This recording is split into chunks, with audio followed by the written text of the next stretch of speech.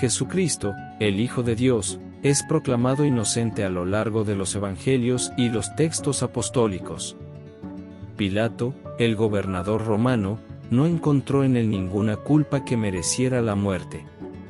Sin embargo, cedió a las presiones del pueblo y de los líderes religiosos, permitiendo que la injusticia prevaleciera.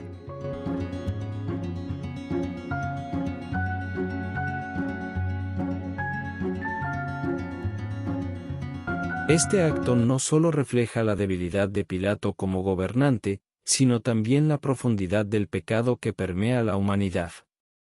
El rechazo a Cristo no fue un incidente aislado.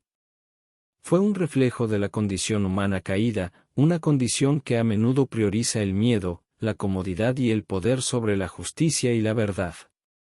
En este sentido, Pilato se convierte en un símbolo de aquellos que, ante la verdad, optan por la indiferencia o la conveniencia. De igual manera, la multitud que clamó por la crucifixión representa la facilidad con la que el ser humano puede ser manipulado para rechazar aquello que es justo y bueno. A pesar de la aparente tragedia de la crucifixión, también nos muestra que Dios es capaz de tomar los actos más oscuros de la humanidad y transformarlos en una fuente de luz y redención.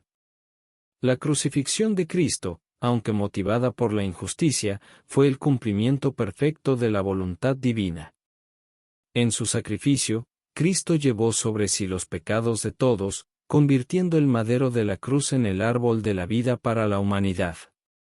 La redención, en este contexto, no es solo un rescate del pecado, sino también una revelación del carácter de Dios. Nos muestra un Dios que es justo y santo, pero también misericordioso y lleno de amor. En Jesús, la justicia y la misericordia se encuentran, y su muerte fue el pago necesario por el pecado, pero también el acto supremo de amor por los pecadores.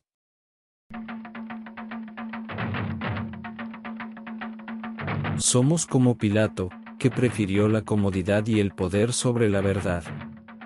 Somos como la multitud, que se dejó llevar por las voces de los líderes corruptos.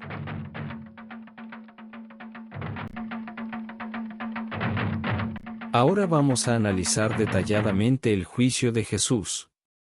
El juicio de Jesús, tal como lo describen los Evangelios, presenta numerosas irregularidades que, desde una perspectiva contemporánea del derecho, violan principios fundamentales del debido proceso.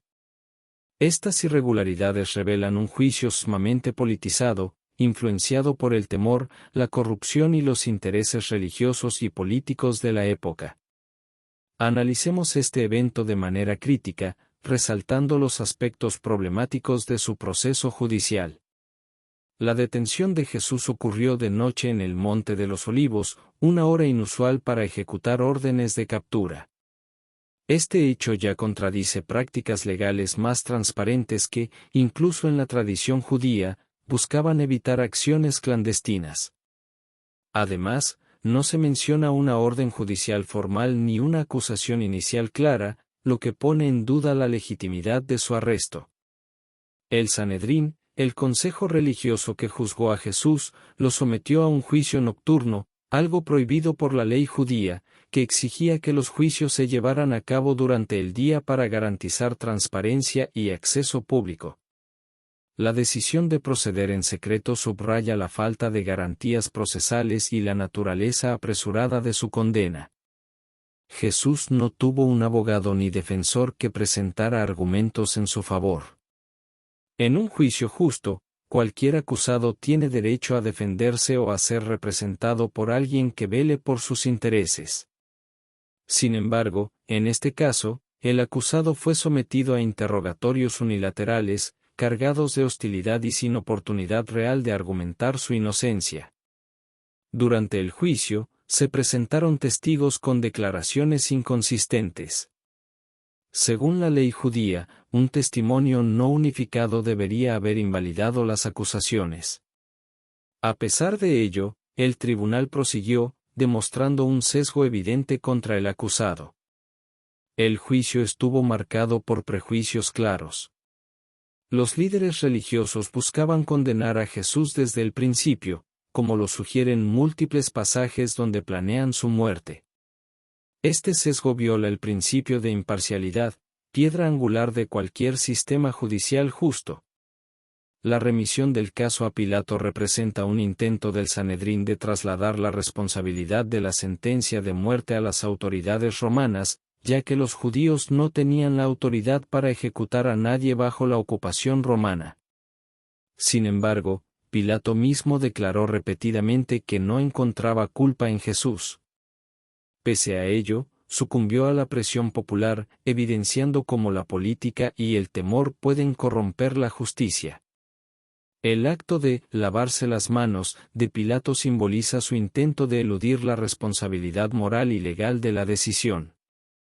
Esto no solo es una evasión de su deber como juez, sino que deja al acusado en un limbo de condena dictada por la muchedumbre, y no por un tribunal competente.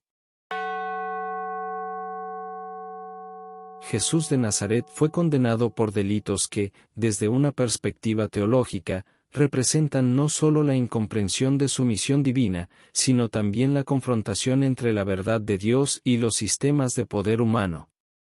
Analizar los cargos imputados contra él, blasfemia, sedición y rebelión, nos invita a reflexionar críticamente sobre su significado en el contexto histórico y espiritual.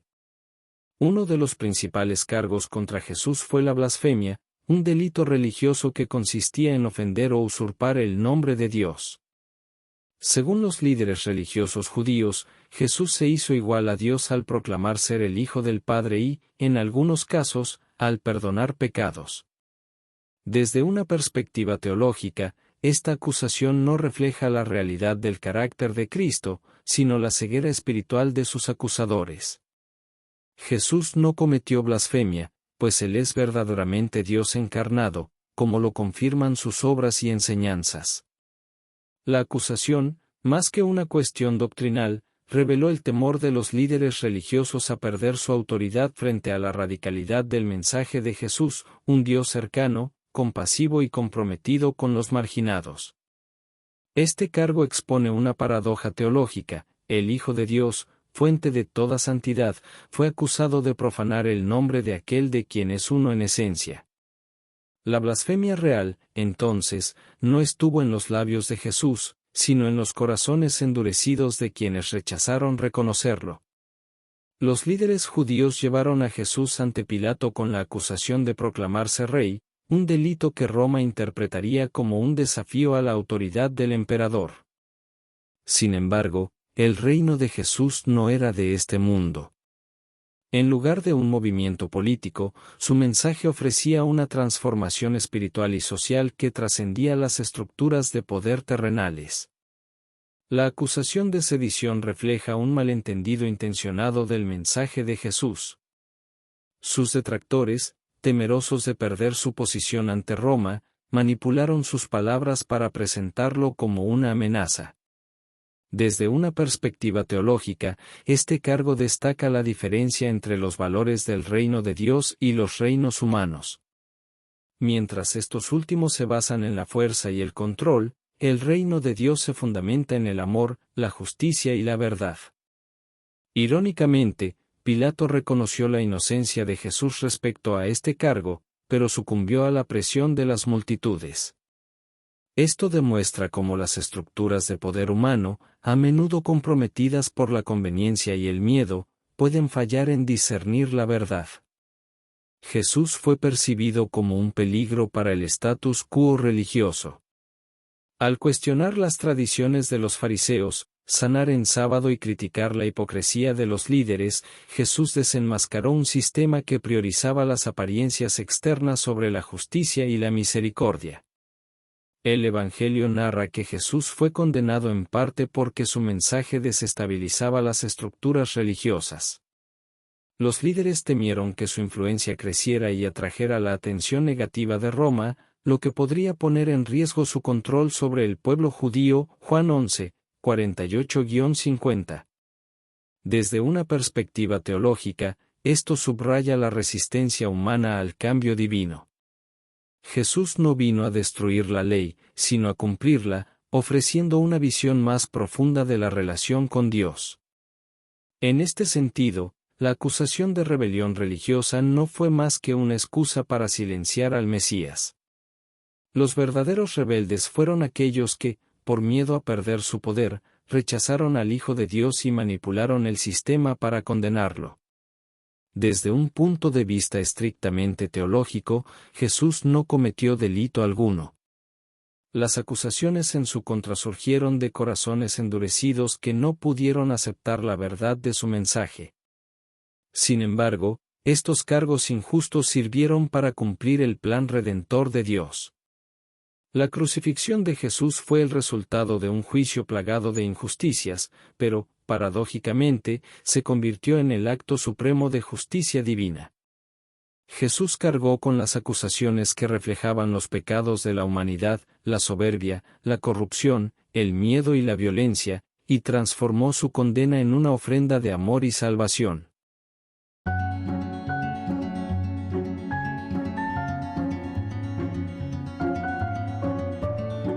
Amigas y amigos de su canal Amor Divino. Hemos llegado al final de este video. Si quieren más como este, suscríbanse y estén pendiente. Dios los bendiga.